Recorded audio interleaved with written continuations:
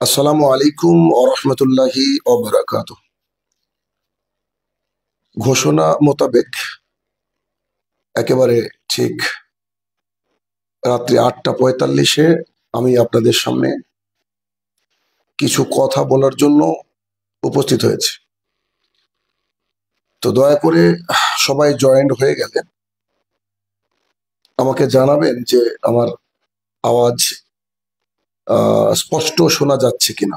Kindly যারা যারা join করেছেন তারা জানাবেন আওয়াজ স্পষ্ট শোনা যাচ্ছে কিনা, কেননা আজকে লাইভটি অনেক বেশি গুরুত্বপূর্ণ হবে ইনশাল্লাহ আমাদের সোসাইটির জন্য, আমাদের সমাজের জন্য। যদিও ক্যাপশন দেখে ফেলেছেন যে আজকে কি বিষয়ে লাইভ, সেটা অলরেডি আপনারা হয়তো দেখেছেন। তো কাইন্ডলি আমাকে একজন জানাবেন যে সাউন্ড ঠিক আছে কিনা। যদি ঠিক থাকে তো ইনশাল্লাহ আমি কিছু কথা বলবো। মাশাআল্লাহ, জাযাকুমুল্লাহ খায়র। আচ্ছা, তো বিষয় হচ্ছে যে বিষয়টা নিয়ে আমি কথা বলবো, আর এই আজকের লাইভ যারা সমাজ নিয়ে ভাবেন, যারা আগামী প্রজন্ম নিয়ে ভাবেন, যারা মনে করেন যে আমাদের সন্তান সন্ততি আগামী দিনে একটা ভালো পৃথিবী পাক, ভালো একটা পরিবেশ পাক, তারা এই লাইভটি শেয়ার করতে পারেন। কেননা সমাজের একটা ব্যাধি নিয়ে আমি কথা বলবো, যেগুলো বর্তমান সন্তান সন্ততিরা ফিল করছে এবং আগামী দিনের সন্তান সন্ততিদের জন্য পরিস্থিতি খুব ভয়াবহ আসছে বলে আমি মনে করি। এই জন্য বিশেষ কিছু কথা আজকে আপনাদের সামনে বলবো। জানি না কতক্ষণ বলবো, কোনো রকমের কোনো আমার প্রস্তুতি নেই। প্রস্তুতি ছাড়াই কিছু কথা সমাজের জন্য বলবো। সরাসরি এমনি আমি লাইভে খুব কম আসি, যখন বিশেষ প্রয়োজন হয় তখনই আমি লাইভে আসি। যাই হোক, তো প্রাইভেট স্কুল সম্পর্কে আজকে আমাদের কথাবার্তা চলবে ইনশাল্লাহ। তার পূর্বে যে বিষয়টা একটু ক্লিয়ার করতে চাইছি তা হচ্ছে যে আমরা প্রাইমারি স্কুলে পড়ে বড় হয়েছি।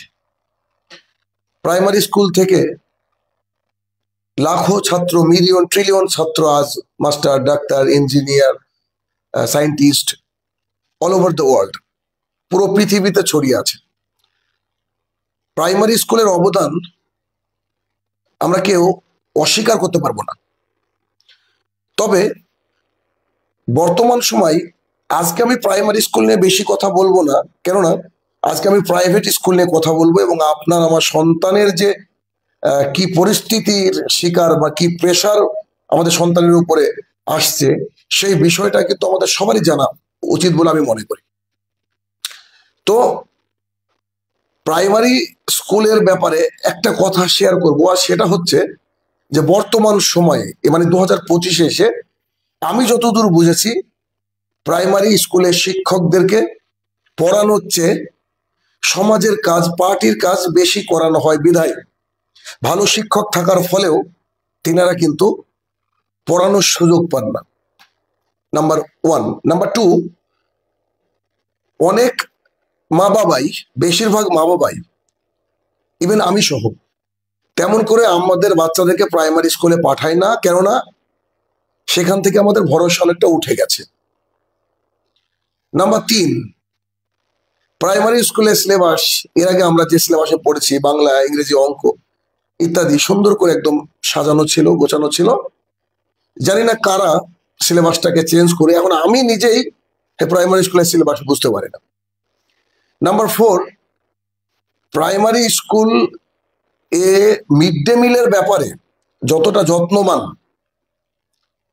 ঠিক ততটা যদি পড়াশোনার বিষয়ে বা তার অর্ধেক যদি পড়াশোনার বিষয়ে যত্নবান হতো আমাদের দেশ, আমাদের দেশের শিক্ষকগণ, নিশ্চিত তাহলে আমাদের স্টুডেন্টরা অনেক উপকার লাভ করত। আমি একটা কথা বলেছি ইতিপূর্বে, বহু মানুষ হয়তো জানেন কথাটা, আবারও বলি, মিলিয়ে নেবেন আমার কথাটা, যে প্রাইমারি স্কুলে যেদিন থেকে মিড ডে মিল ঢুকেছে সেদিন থেকে পড়াশোনার জানাজা হয়েছে। যেহেতু সবাই লাইভটা দেখবেন, মুসলমান, হিন্দু বা আরো অন্যান্য জাতিরা তারাও দেখতে পারেন। জানাজা হয়তো সবাই জানেন যে মানুষ মারা গেলে শেষ নামাজ বা সলাৎটাকে আদায় করে কবরস্থ করাই, এই যে নামাজ তাকে বলে জানাজা। অর্থাৎ সেই ব্যক্তির আর পৃথিবীতে কোনো অ্যাক্টিভিটি থাকে না। তো যেদিন থেকে স্কুলে মিড ডে মিল ঢুকেছে ওদিন থেকে জানাজা হয়েছে, পড়াশোনা, ব্যাস।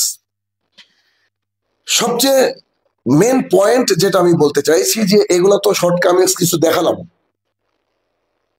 এই প্রাইমারি স্কুলগুলোই কিন্তু প্রাইভেট স্কুল তৈরি করতে সাহায্য করেছে।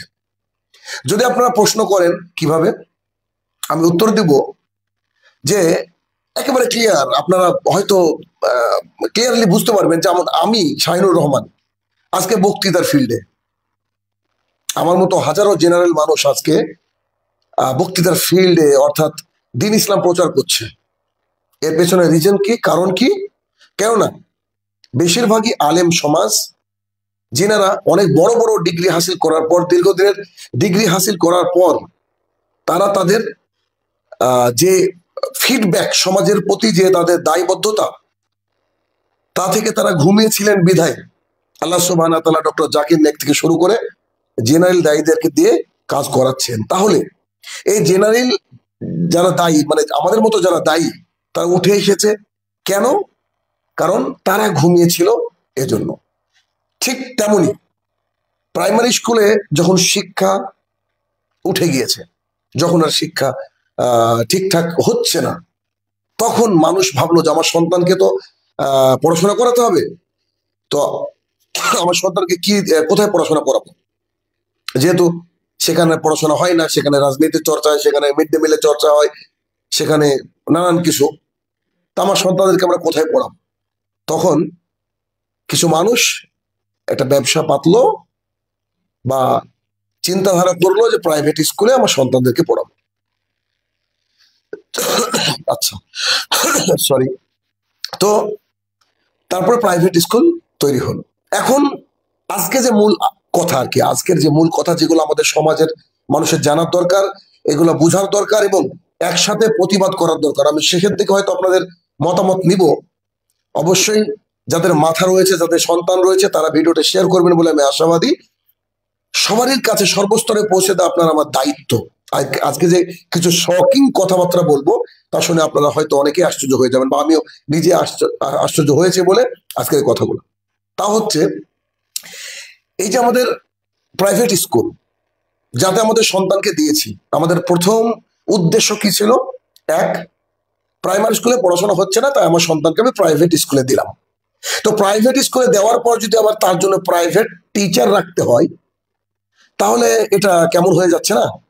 তার মানে প্রাইভেট স্কুলগুলোতে পড়ার পরেও আবার প্রাইভেট শিক্ষক রাখতে হচ্ছে। তার মানে বোঝা যাচ্ছে যে প্রাইভেট স্কুলগুলোয় পড়াশোনা যেমন মানের হওয়া উচিত ছিল তেমন মানের কিন্তু পড়াশোনা হচ্ছে না। নাম্বার দুই,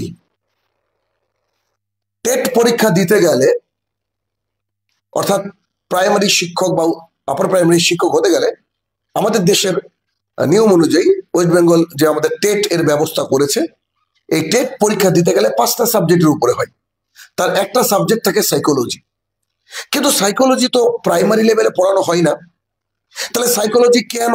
ইয়েস, উত্তর হচ্ছে যে সাইকোলজি একজন টিচার যদি পড়েন তাহলে একজন স্টুডেন্টের মেন্টালিটি বুঝতে পারবেন, একজন স্টুডেন্টকে জাজ করতে পারবেন, একজন স্টুডেন্ট কি করতে চায়, কি করলে তার পড়াশোনা ভালো হবে, বা তাকে কেমন করে পড়ালে তার ব্রেনে তার পড়াগুলো থেকে যাবে। এই জন্য সাইকোলজি সাবজেক্টে পাশ করে তারপরে শিক্ষক হতে হয়। কিন্তু প্রাইভেট স্কুলের অধিকাংশ শিক্ষক যিনারা নিয়োগ করেন তারা হচ্ছেন সে ব্যবসায়িক মানুষ, যিনারা করেন কি যে খুব সামান্য একটা বেতনে 2000-3000 টাকা বেতনে সারাদিন খাটিয়ে নেবেন কলুর বলদের মতো। অতএব শুধুমাত্র ডিগ্রি থাকলেই হবে, আপনি ট্রেন নাকি আনট্রেন দ্যাট ডাজন্ট ম্যাটার, শুধু আপনার ঝুলিতে কিছু ডিগ্রি থাকলে হয়ে যাবে। আচ্ছা, এরপরে মানুষের টাকা পয়সারও আজকাল অভাব নেই, অনেক টাকা মানুষের। তারা একটা 1, 2, 3 বাচ্চার জন্য 3টে 4টে 5টা করে টিউশনি দিচ্ছে। মাঝে একটা কথা বলে রাখি, মনে পড়ে গেল যে একজন স্টুডেন্টকে 12 জন শিক্ষক পড়িয়েছে, পড়ানোর পর সে রাজ্যে নাকি ফার্স্ট হয়েছে। এটা গর্বের বিষয়, আমার কাছে ভীষণ লজ্জার বিষয় যে 12 জন শিক্ষক যদি পড়ায় তাহলে তার পরীক্ষা দেওয়ার কি দরকার ছিল, তার মাথায় কি ছিল।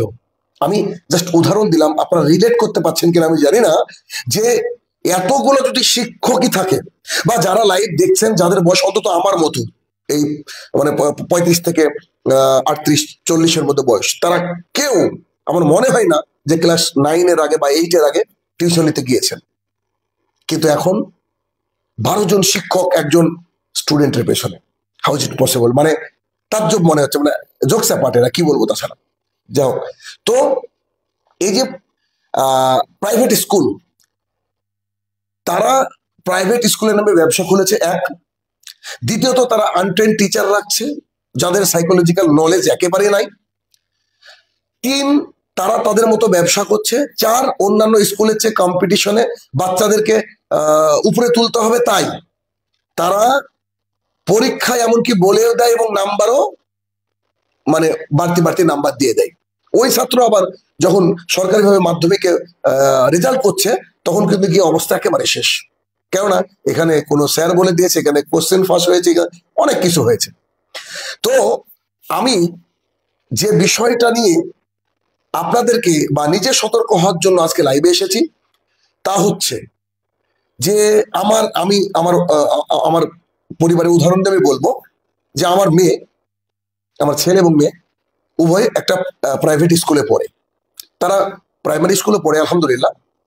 তো এই কথাগুলো খুবই মনোযোগ সহকারে শুনবেন সবাই কাইন্ডলি।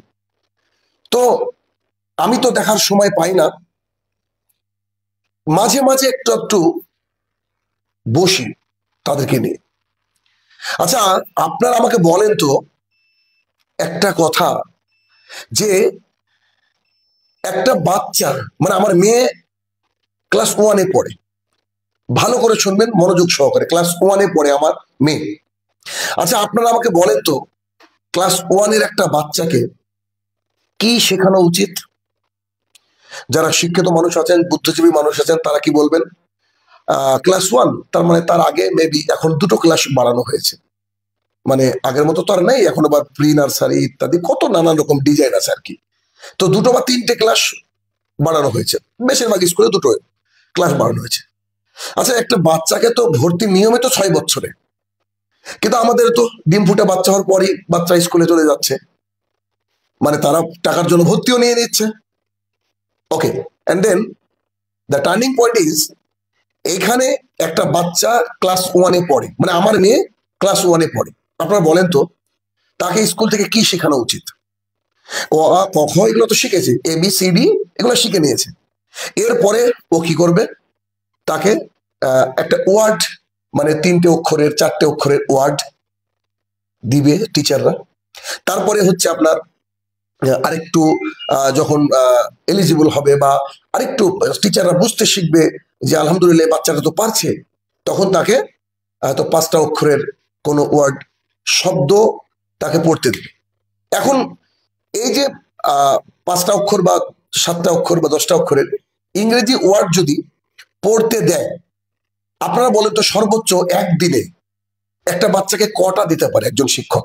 মানে ক্লাস 1-এর একটা বাচ্চাকে ধরুন আপনি ইংরেজি পড়াচ্ছেন, আপনি প্রাইভেট স্কুলে একজন শিক্ষক, আপনি তাকে ধরেন দিচ্ছেন অরেঞ্জ, এলিফ্যান্ট, তারপরে বার্ড, তারপরে হচ্ছে ওয়াটার, এরকম। আপনি যদি আদর্শ শিক্ষক হন, আপনি যদি বাচ্চাকে শেখাতে চান, আপনি যদি তার মানে ব্রেনের ডেভেলপমেন্ট চান, আপনি কটা দিবেন আপনি আমাকে বলেন তো? আমি যদি অ্যাজ এ টিচার বাচ্চাকে পড়াই, তাহলে 5 থেকে 6টা আমি তাকে পড়িয়ে দিব, তাকে স্কুলে সুযোগ হলে লেখাবো, না হলে বলবো বাড়ি থেকে লিখে আনতে এবং মুখস্থ করে আসতে। পরের দিন তাকে আমরা ওই 5টা থেকে 6টা ওয়ার্ড শব্দ লিখতে দিব। কেননা এলিফ্যান্ট শুধু লিখবে এমনটা নয়, এলিফ্যান্ট লিখে তাকে লিখতে হবে হয় অরেঞ্জ লিখে তাকে লিখতে হবে কমলা লেবু।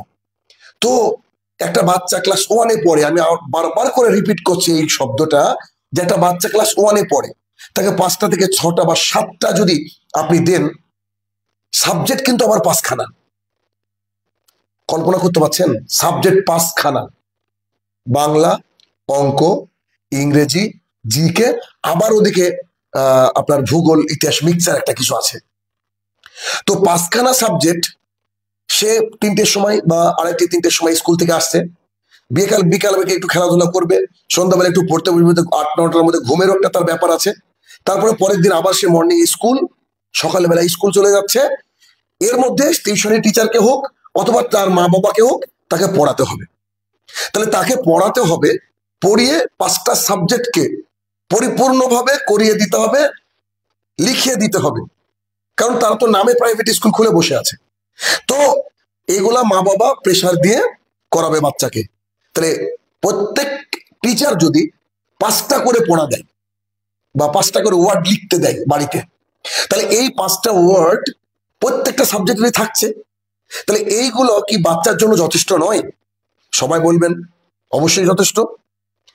কিন্তু সমস্যা হচ্ছে যে আমার মেয়ে যে স্কুলে পড়ে, তিনাদের যে পড়ানোর ওয়ে, পড়ানোর যে সিস্টেম, যদিও আমি যে একটা স্কুলে কথা বলছি পার্টিকুলার এটা নয়, বরং বেশিরভাগ স্কুলে এটা, যে গার্জেনরা কমপ্লেনও করে না, গার্জেনরা কথাও বলতে চায় না, বাচ্চা কি করলো এটা তো 80% গার্জেন দেখেই না। যারা সচেতন একটু, তারা বলতে গেলে দু এক কথায় আপনাকে আপনার মুখটাকে বন্ধ করে দেবে।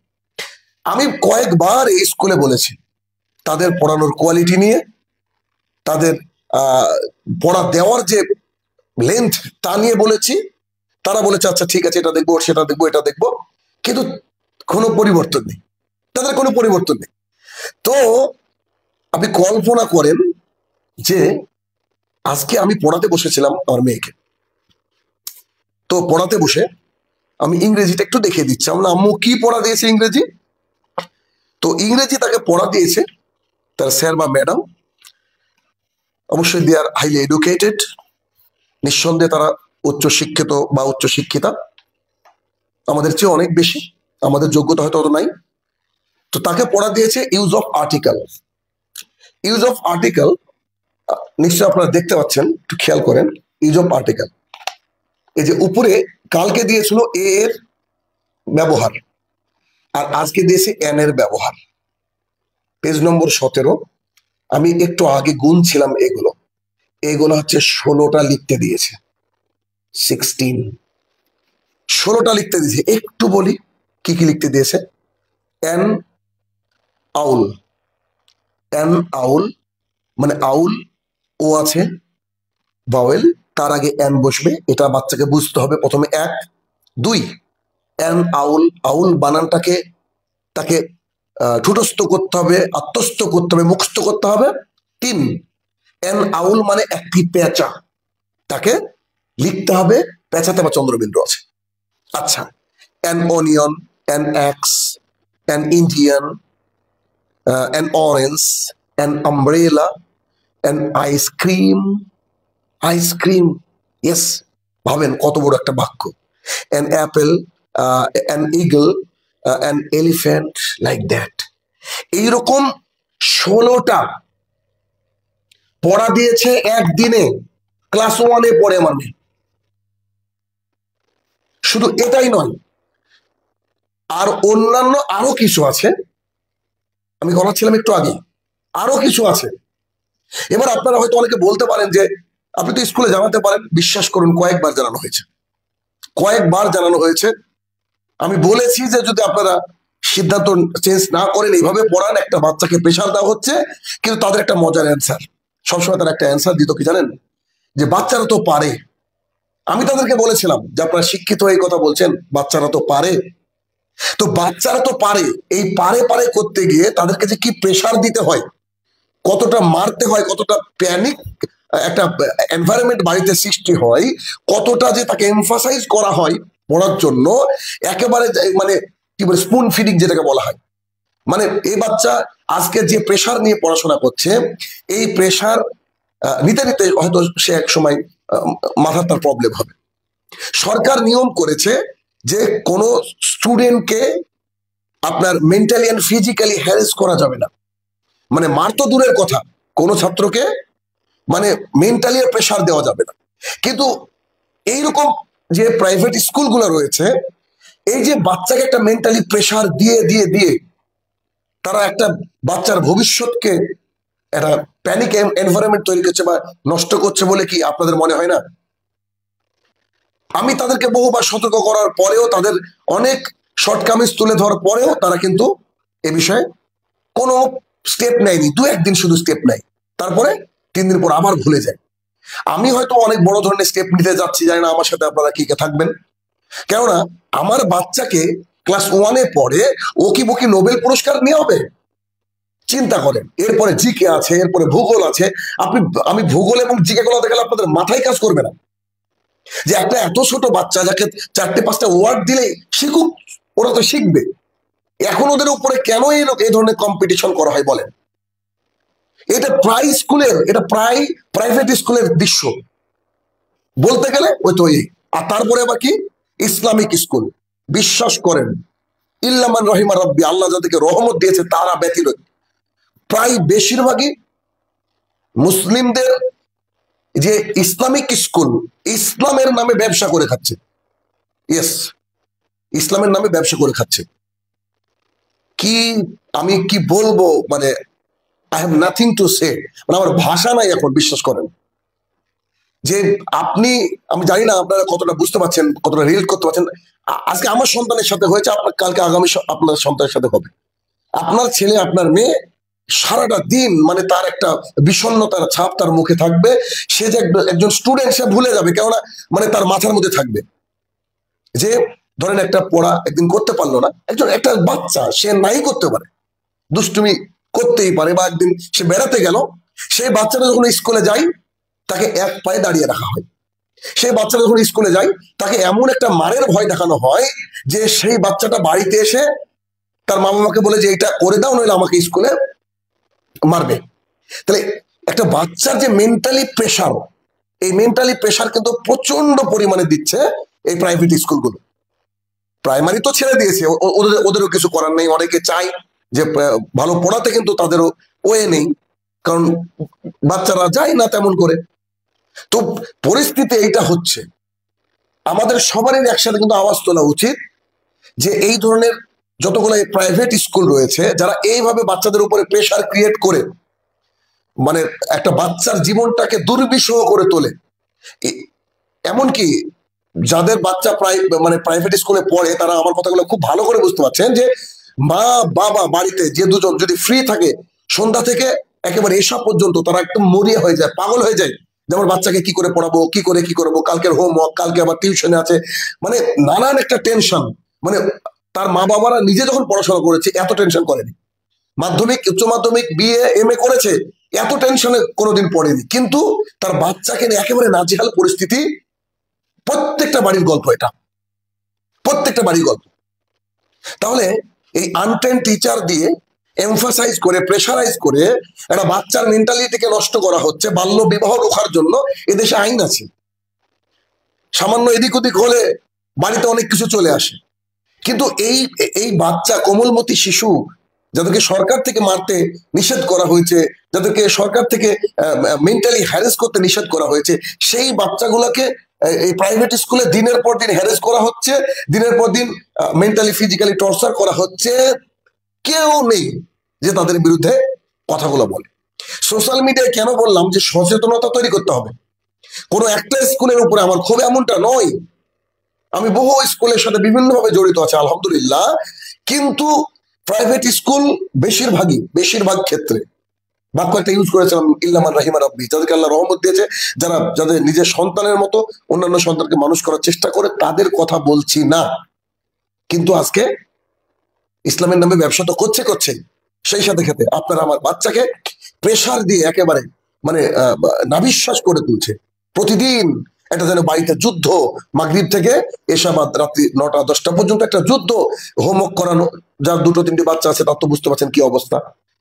আর যারা পড়াশোনা করে না, মানে কি একজন লিখছেন, সম্ভবত আমার স্টুডেন্ট মেবি, প্রাইভেট স্কুলের বাচ্চাদের আমি পার্সোনালি টিউশনই করাই, দেখি তাদের সিলেবাস গুলো অতিরিক্ত চাপের। রাইট, 100%। হয়তো এমন অনেকেরই অভিজ্ঞতা আছে যে তাদের সিলেবাসগুলো এত চাপের। আমার কথা হলো যে একটা বাচ্চা ওয়ানে পড়ে, ক্লাস ওয়ানে, তার ক্লাস ওয়ানে মানে কি বাংলা, ইংরেজি, অঙ্ক, আর যদি মনে করেন যে আরবি পড়াবেন তো আরবি দিয়ে দেন, ব্যাস। অথবা যদি মনে করেন যে মানে একেবারে কমন কিছু জেনারেল নলেজ, কমন কিছু, মানে আটলান্টিক মহাসাগর ইত্যাদিও লেখাচ্ছে ক্লাস ওয়ানে, মানে চালক সংশ্লেষ কি করে হয় এটা ওয়ানে লেখাচ্ছে, মানে কল্পনা করতে পারছেন? তো এদের বিরুদ্ধে ব্যবস্থা কিন্তু নিতে হবে। কারণ মানে আমি সোশ্যাল মিডিয়ায় দাবি রাখবো, যেখানে যেখানে এরকম কিছু স্কুল দেখবেন, মানে পার্সোনালি স্টেপ নিতে হবে এদের বিরুদ্ধে, পার্সোনালি স্টেপ নিতে হবে। কেননা আপনার আমার বাচ্চার মেন্টালিটিকে নষ্ট করে দিচ্ছে। যার বাড়িতে বাচ্চা আছে তারা বুঝতে পেরে গেছেন অলরেডি যে একটা বাচ্চাকে নিয়ে তার মা অন্তত পক্ষে, বাবার হয়তো আর্নিং সোর্সের জন্য ব্যস্ত থাকে, কিন্তু তার মা যে কতটা প্রেসারে থাকে। বেশিরভাগ বাড়ির মহিলারা দেখেন মানসিক রোগী হয়ে গেছে শুধুমাত্র তাদের বাচ্চাদের জন্য, শুধুমাত্র তাদের বাচ্চাদের জন্য। তাহলে এখন কি করা যায়, এই মানে কি করা যায়? তাহলে আমরা যদি সচেতনতা শিবির তৈরি করি এবং স্কুলে স্কুলে গিয়ে অন্তত পক্ষে মাস্টারদেরকে সচেতন করি, তাদেরকে বলি, কর্তৃপক্ষের সাথে বলি যে আপনারা যদি এর পরে ফার্দার কোনো বাচ্চাদেরকে এরকম করেন তাহলে কিন্তু আপনাদের বিরুদ্ধে আইনি একটা আমরা স্টেপ নেব, আইনি স্টেপ নেব। মানে বলতে হয় না তবুও বলছি, আলহামদুলিল্লাহ আমার মেয়েকে তো পড়াশোনায় ভালো, এমন নয় যে ও খারাপ, আলহামদুলিল্লাহ খুব ভালো একটা পজিশন আছে, পড়াশোনা করে।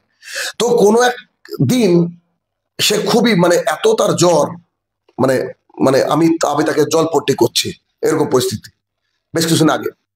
তো সে ঘুমের মধ্যে বলছে যে আমাকে জিকে করতে হবে, নইলে আমার ম্যাডাম মারবে। এতটা খারাপ লেগেছিল, আমি কিন্তু কর্তৃপক্ষের সাথে ফোন করেছিলাম। চিন্তা করেন, আমার একটা বাচ্চা, সে পড়াশোনায় ভালো আলহামদুলিল্লাহ, সে কোনোদিন মার খায়নি বা দাঁড়িয়ে থাকেনি, কিন্তু সেই বাচ্চা আমার বলছে যে আমাকে জিকে করতে পারলে ম্যাডাম মারবে, কারণ ম্যাডাম প্রচন্ড মারে। ভাইরা আমার, আপনি আমি যদি কথা না বলি সমাজে কথা বলবে কে? বলেন, কথা বলার কে আছে? আসলে আর্থিক সচ্ছলতা আমার নেই, যদি থাকতো তো আমি একা স্কুল করে দেখে দিতাম যে কি করে পড়াতে হয় একটা বাচ্চাকে।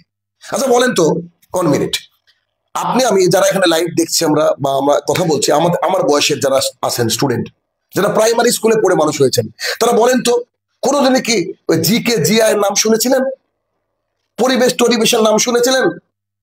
কোনোদিন শুনিনি না আমরা? তা আমরা কি পড়াশোনায় কি খুবই কম ছিলাম? আমরা কি এত খারাপ স্টুডেন্ট? আমাদের কি কোনো যোগ্যতা নেই? আমাদের আমাদের সাথে যারা, তারা কি চাকরি করছে না এখন? মানে এত চাপ দিতে কেন হবে? ক্লাস ওয়ানে পড়ে মানে 3টে সাবজেক্ট 4টে সাবজেক্ট এনাফ, আলহামদুলিল্লাহ, যথেষ্ট। কিন্তু দুঃখের বিষয় এইভাবে যে বাচ্চাদেরকে এমফাসাইজ করা হচ্ছে, এটাও একটা কেস, এটা একটা ক্রিমিনালি কাজ বলে আমি মনে করি, এটাও একটা গর্হিত কাজ বলে আমি মনে করি। সো আমাদেরকে কিন্তু এই বিষয়ে মানে সচেতনতা করে তুলতে হবে। এখন আপনাদের আমি কিছু কমেন্ট নিব সংক্ষেপে, কারণ বেশিক্ষণ কথা বলার প্রয়োজন নেই, অনেকটা কথা বলা হয়ে গেছে। কিন্তু আমি আবারও বলবো যে সবাইকে এটা শেয়ার করা উচিত। আপনি নিজে বুঝতে পারছেন যে মানে প্রাইভেট স্কুলে বাচ্চাদেরকে যে প্রেশার দেওয়া হচ্ছে, প্রেশার কিন্তু আপনার আমার সন্তানকে নষ্ট করে দিবে এবং দিচ্ছে, অলরেডি দিচ্ছে। এই জন্য আমি কিন্তু প্রায় সবসময় বলি যে প্রয়োজন নেই থাক, আমার বাচ্চাকে তো আমি হারাতে চাই না। আমার বাচ্চাকে তো আমি এই জন্য স্কুলে পাঠাইনি যে সে হচ্ছে সেখানে গিয়ে হচ্ছে মানে মানে প্রেশারের একটা মানে ওই প্রেশার কুকার হয়ে আসুক, এটা আমি চাই না। সো আমাদের কিন্তু এই বিষয়ে আওয়াজ তোলা উচিত, কারণ সোশ্যাল মিডিয়ার অনেক বড় পাওয়ার আছে, অনেক কিছু ভাইরাল করেন আপনারাই আমরাই, তাই না, আজে বাজে কিছু। তো আমরা এই বিষয়ে সচেতনতা গড়ে তুলি। তো যাই হোক, কারো যদি কোনো অভিজ্ঞতা প্রয়োজন হয় বা আমাকে কোনো প্রশ্নের প্রয়োজন হয় এই রিলেটেড, বা কি করে এদের এই নোংরামিকে বন্ধ করা যায়, যে আনট্রেন্ড টিচার, হ্যাঁ, তারা যাদের পড়ানোর যোগ্যতা নাই তারা গিয়ে স্কুলে পড়াচ্ছে। ইভেন আমি জানি আমার স্টুডেন্টও অনেক শিক্ষক রয়েছে প্রচুর, আমি তো তাদেরকে পড়িয়েছি। একটা প্রাইমারির একজন টিচার, একজনের কথা বলছি আমি, আমার কাছে ভুরি ভুরি গল্প রয়েছে। একজন শিক্ষকের কথা বলছি যে আমার স্টুডেন্ট রানিং, তিনি শিক্ষক, তিনি হঠাৎ ভাবলেন তিনি ইংরেজি শিখবেন, আসলেন আমার কাছে। অনলাইনে আমি পড়াচ্ছি তাকে, সরি অফলাইনে পড়াচ্ছি, অনলাইনে তো অনেক আছে, অফলাইনে পড়াচ্ছি। তা আমি তাকে একটা বাক্য করতে দিলাম যে বলেন তো আমি জল পান করি ইংরেজি কি হবে? তিনি লিখলেন আই ড্রিঙ্ক ওয়াটার, খুব সুন্দর মাশাআল্লাহ, কিন্তু আই ড্রিঙ্ক ওয়াটারের ডিটা বড় হাতে লিখলেন। তিনি প্রাইমারির একজন শিক্ষক না, আমার আরো অনেক স্টুডেন্টও রয়েছে যারা অনেক ভালো ভালো মানের শিক্ষক আলহামদুলিল্লাহ, সেটা বলছি না, কিন্তু আমি বলতে চাইছি পরিস্থিতি কি দেখেন একবার। তো ভাইরা আমার, বেশি বেশি শেয়ার করুন, আর কি বলবো। আর যদি মনে করেন যে আপনাদের কোনো অভিজ্ঞতা শেয়ার করবেন বা এদের এই দৌরাত্ম্য কি করে বন্ধ করা যায়, তার কোনো টেকনিক থাকলে আপনারা অবশ্যই আমাকে জানাবেন। আর আমি হয়তো এটা নিয়ে অনেক বড় কিছু স্টেপ নিব ইনশাল্লাহ, কেননা মানে বাচ্চাদেরকে পড়ানো এটা কিন্তু কৌশল নয় ভাইয়েরা আমার, বাচ্চাদেরকে পড়ানো এটা কৌশল নয়। যেমন করে প্রাইমারি স্কুলের আমাদের শিক্ষকরা আমাদেরকে পড়িয়েছেন, সারাদিন হয়তো একটা বা দুটো লেটার পড়িয়েছেন, ও দুটো শিখে আমরা কত খুশি হয়েছি। আমরা দেখেন আমাদের সাথে যারা পড়াশোনা করেছেন তারা হয়তো অনেকেই জানেন যে মানে ক্লাস 1, 2, 3, 4 এর বইয়ের কবিতাগুলো এখনো অনেকের মাথার মধ্যে বাজে, বা জীবটা এখনো বলার জন্য আকুপাকু করে, এখনো সব মানে ছবিগুলো যেন প্রত্যেকটা ছবি আমরা এখনো দেখতে পাই, প্রত্যেকটা ছবি আমরা দেখতে পাই।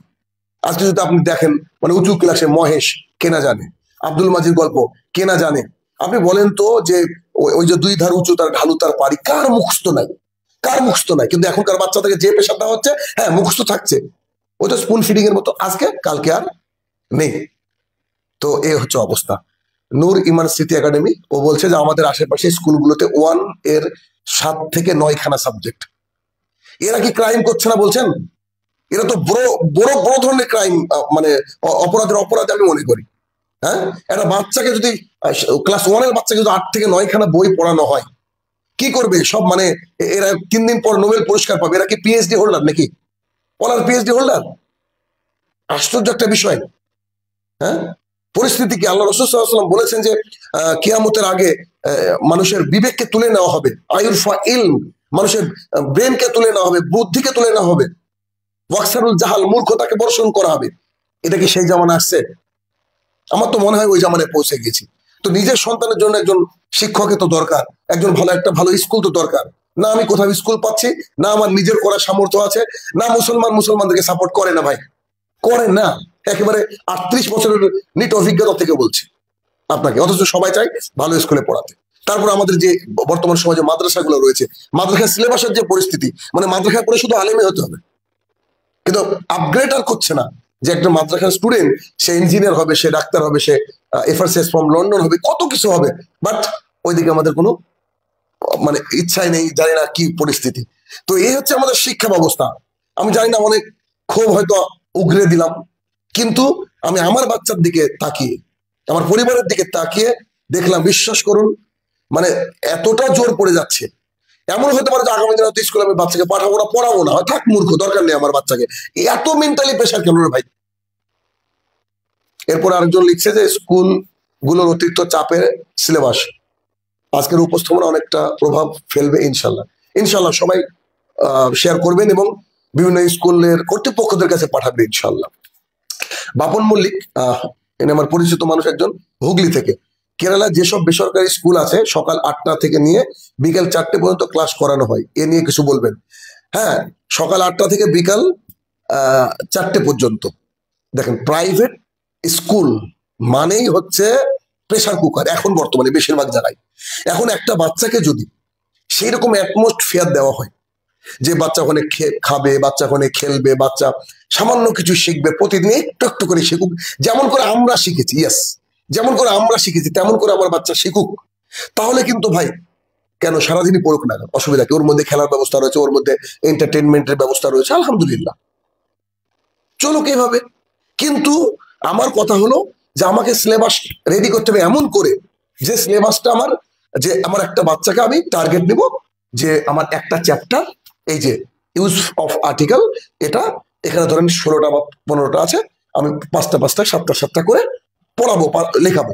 এখন যদি বাচ্চারা একটু বেশি পারে আলহামদুলিল্লাহ, একটু একটু করে বেশি দিলাম, কিন্তু যেন বাচ্চার চাপ না হয়, কারণ শুধু তো ইংরেজি না, তা তো আরো অন্যান্য পড়া রয়েছে, তাই না? তাহলে চিন্তা করেন তো, ক্লাস 1, হ্যাঁ, এর সমাধানটা একটু বললে ভালো হতো ব্রাদার। ভাই সমাধান কি করে বলবো? সমাধান হচ্ছে এই যে মানে যারা শিক্ষক তাদেরকে আবার শিক্ষা নিতে হবে, যারা শিক্ষক তাদেরকে শিক্ষা নিতে হবে, এবং যারা গার্জিয়ান রয়েছেন তাদেরকে অতটুকু সন্তুষ্ট থাকতে হবে যতটুকু একটা বাচ্চা তার নিজের মাথায় নিতে পারবে, ব্যাস এতটুকুই। আমরা গার্জিয়ানরাও যদি মনে করি আমরা অতিরিক্ত চাই, অনেক কিছু চাই, তাহলে সেটা ভুল হবে। আবার স্কুল থেকে যদি প্রেশারাইজ করা হয় একটা বাচ্চাকে, তাহলে কিন্তু অনেক ভুল হয়ে যাবে। সো ভাই ক্লাস 1-এ এত কিছু না। সবচেয়ে ভালো ব্যবসার নাম হচ্ছে Islamic school, 100%, there is no doubt at all. এই শব্দটা আপনি বলেছেন। তারপরে জানি না আমার মেয়েকে আবার কি পড়াবে, হ্যাঁ আরো কিছু আছে ধরেন, তো এগুলো তো খুব মুশকিল একটা ব্যাপার। তো দেখেন কিছুদিন পর আবার হয়তো পড়াবে, 2-1 দিন পর। আর পড়ানোর গতি কি দেখলেন তো, 16টা দিয়েছে, এক রাত্রে 16টা করতে হবে। এই যে হু হোয়াট হোয়ার, আমি যখন স্পোকেন ইংলিশ করাই, হাইলি এডুকেটেড, অথচ এই হু হোয়াট হোয়ার এর ব্যবহার আমি বহু মানুষকে বোঝাতে পারি না। অনেক সময় লাগে আমার, অনেক সময়। হু দিয়ে কি করে কোশ্চেন করা হয়, হোয়াট দিয়ে কি করে, হোয়াট দিয়ে কি করে কোশ্চেন করা হয়, চিন্তা করা যায়। এগুলা ক্লাস 1-এ পড়াবে বাচ্চাকে, দেখেন ভালো করে দেখেন সবাই। যদিও উঠবে, মানে মিরর উঠবে মেবি। এই তাহলে কি, তাহলে আমাদেরকে কি করতে হবে? আমাদেরকে সবারই এদের বিরুদ্ধে স্টেপ নিতে হবে। এদের বিরুদ্ধে প্রয়োজন থানা পর্যন্ত যেতে হবে, থানা পর্যন্ত গিয়ে এদের নামে কেস করতে হবে, কিছু করার নেই। কারণ আপনার আমার বাচ্চাকে আমরা দিয়েছি, টাকাও দিচ্ছি গাড়ি গাড়ি, আবার আমার সন্তানকে তারা মেন্টালি পেশেন্ট বানিয়ে দিচ্ছে। ইটস নট লাইক দ্যাট ভাই, এটা ঠিক নয়, it's not fair at all. এটা একেবারে সমীচীন নয়, এটা একবার চরম লেভেলের ভুল। অতএব প্রাইভেট স্কুলগুলোকে যদি আমরা এইভাবে তাদের কাছে গিয়ে বা থানায় গিয়ে অন্তত তাদের নামে কমপ্লেন করে, আমার মনে হয় তারা শুধরাতে বাধ্য হবে এবং ওয়েল ট্রেন টিচার রাখবে। আমি বারবার করে একবার একটা কথা বলছি, আমি যে ওয়েল ট্রেন এই শব্দটা মানে হচ্ছে কি, অনেক ডিগ্রি আছে এমন মানুষ নো। একটা 1-এর বাচ্চা একটা 2-3 বাচ্চাকে পড়াতে গেলে মাধ্যমিক পাস যথেষ্ট, মাধ্যমিক এনাফ, 12 হলে আলহামদুলিল্লাহ। তো মাধ্যমিক 12 ওকে, কিন্তু আপনি মানে আপনার ওই যে কি একটা থাকে না স্কুলের ডায়েরিতে টিচারদের কি ডিগ্রি, মাশাআল্লাহ, বিএড ডিএড ইত্যাদি ইত্যাদি ইত্যাদি, কত ডিগ্রি, MA পাস করেছে, মাস্টার ডিগ্রি কমপ্লিট করেছে, কত কি ভাই, এত ডিগ্রি তো দরকার নেই। একটা ছোট বাচ্চাকে পড়াতে গেলে তার সাথে মিশে তাকে পড়াতে হবে, তার সাথে মিশে তাকে পড়াতে হবে। পড়ানোর সিস্টেম তাকে বুঝতে হবে যে সে বাচ্চাটা কি চায়, সে বাচ্চার চাওয়া বুঝতে হবে, এগুলো সাইকোলজি বুঝতে হবে। শিক্ষক হওয়া অত সোজা নয়। ডাক্তারি কিছুদিন প্র্যাকটিস করলে ডাক্তারি করা যায়, মানুষের বাড়িতে কাজ করে খাওয়া যায়, কোনো প্র্যাকটিস লাগে না। কিন্তু শিক্ষক এটা হচ্ছে মানুষ তৈরি করার কারিগর, বলে না মানুষ, অনেকটা তাই। সুতরাং শিক্ষককে পড়ানোর মেন্টালিটির আগে একটা স্টুডেন্টকে বুঝতে হবে, এবং তাকে বুঝতে হবে যে সে তার নিজের শিক্ষক, নিজের বাচ্চাকে পড়াচ্ছে। আমি বারাসাতের একটা স্কুলে যখন আমি গেলাম, অনেকটা পরিচালকও বলতে পারেন ওই স্কুলের, English medium school, Islamic school, আলহামদুলিল্লাহ। তা আমি ওখানে সিলেবাস তৈরি করে দিয়েছি। আমি বলেছি যে একটা বাচ্চা একদিনে এসে একটা অক্ষর শিখুক, A for Allah, A for apple, A for and, এটা এনাফ একটা বাচ্চার জন্য। এবং বাচ্চাকে যারা পড়াবেন তারা যেন মনে করেন this is my son, he is my son, she is my daughter, অন্য কারো সন্তান ভেবে পড়াবেন, বারবার করে বলা হয়, এটা তো ভুলে যাই আমরা।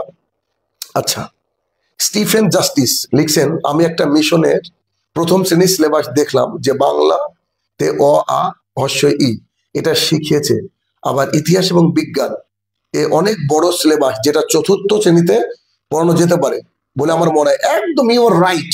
এই কথাটা আমি বলতে চাইছি যে একটা বাচ্চাকে আপনি একার আকার শিখাচ্ছেন, অথচ সেই বাচ্চাকে আপনি লিখতে দিচ্ছেন আন্টার্কটিকা।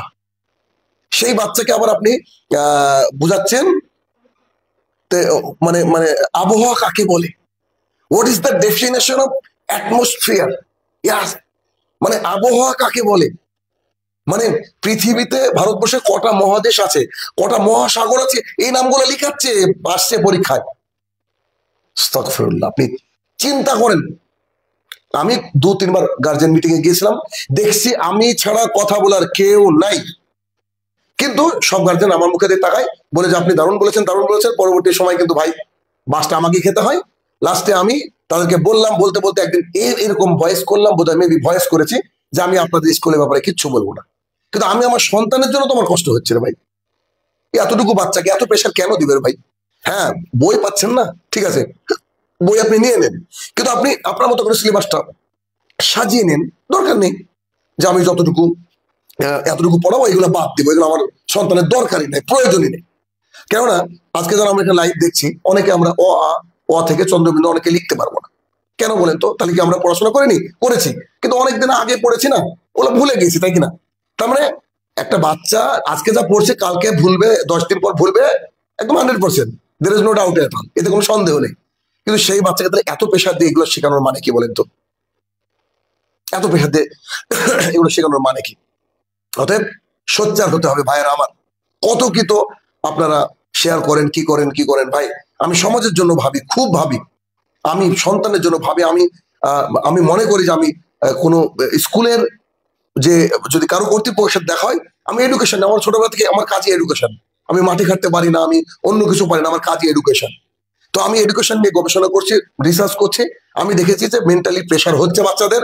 এর জন্য আমার বলা, I am not targeting any school. আমি কিন্তু কোনো স্কুলকে টার্গেট কিন্তু করছি না ভাইরা আমার। অতএব বাচ্চাকে পড়াতে হবে তার ওয়েতে, সে যেমন করে শিখতে চায়, ফ্রি হুইল দিতে হবে, হাসি খুশির মাধ্যমে শেখাতে হবে, পরিবেশ রাখতে হবে অ্যামিকেবলি। অ্যামিকেবলি মানে হচ্ছে আপনার বন্ধুত্বপূর্ণ, যাতে করে একজন টিচার কে দেখেই যেন আমি আতঙ্কগ্রস্ত না হয়ে যাই, ধরে বাপরে বাপ স্যার তো মারবে, না না না। হ্যাঁ, শাসন করতে হবে, বলছি না যে আপনি মারবেন না, শাসন করতে হবে, কিন্তু শাসনের সাথে সাথে ভালোবাসাটা এতটাই বেশি দিতে হবে যে শাসনটা যেন আমার বাচ্চাটা ভুলে যায়। যদি এটা না করি, আগামী দিনে আমাদের প্রজন্ম বেশিরভাগই হেডেক নিয়ে মারা যাবে, কিছু করতে পারবে না জীবনে। এই তো দেখছেন কি অবস্থা, ঠিক আছে? হয়তো আমার কথাগুলো হয়তো অনেকে খারাপ ভাবে নিবেন, আমি জানি অনেক স্কুলের কর্তৃপক্ষ শুনছেন আমার কথাগুলো। ভাইরা আমার, ভুল হচ্ছে। আর না হলে অন্তত পক্ষে আল্লাহ যদি সুযোগ দেয় যাবো আমি, ঠিক আছে? এখন তো ফ্রি থাকবো ইনশাল্লাহ। ফ্রি বলতে গেলে আমার তো পড়ানো আছে এখন অনলাইন অফলাইন, ব্যাস ট্যাস চলছে আলহামদুলিল্লাহ। আমি যদি আন্তরিকভাবে কেউ আমাকে ডাকেন কোনো প্রাইভেট স্কুলে, আমি গিয়ে বাচ্চাদেরকে পড়িয়ে দেখাবো যে পড়ানো কাকে বলে।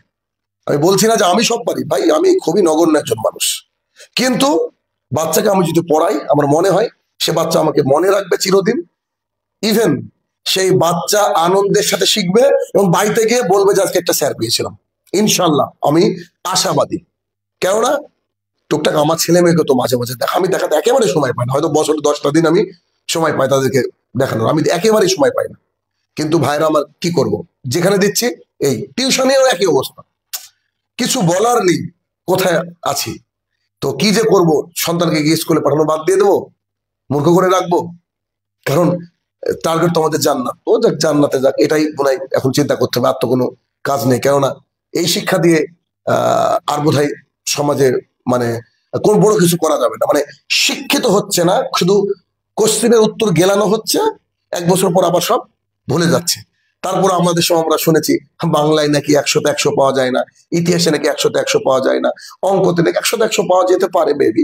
তো আমাদের সময় আমরাও মোটামুটি খারাপ স্টুডেন্ট ছিলাম না, বোধহয় ভালো লেভেলের স্টুডেন্টই ছিলাম। তো কই কোনোদিন আমরা 100তে 100 পাইনি, মানে বাংলা অঙ্ক, সরি বাংলা আপনার ইতিহাস ভূগোল কই কোনোদিন পাইনি। আমাদের স্যাররাই বলতো যে এটা পাওয়া যায় না, কিন্তু এখন যে কেউ স্টুডেন্ট পেয়ে যায়।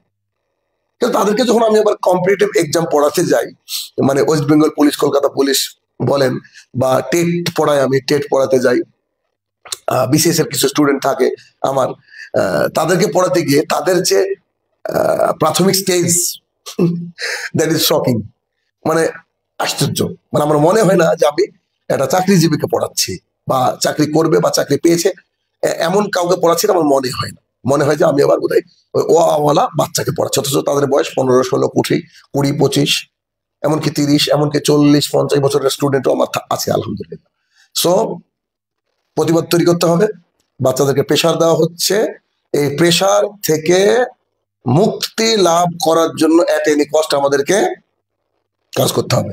ওকে, সো আরো একবার শেষে বলি, যদি মনে করেন যে আমাদের আগামী প্রজন্মের জন্য সোসাইটি, আমাদের স্কুলগুলো একটা সুন্দর বাগান হোক, সেই শান্তিনিকেতনের মতন জায়গা হোক, যেখানে উইলিংলি একটা বাচ্চা যাবে, মানে তাকে সকালবেলায় মেরে পিটে দিতে হবে না, মানে একটা আনন্দে যাবে যে স্কুলে গেলে একটা আমি মজার মাধ্যমে কিছু শিখতে পারবো।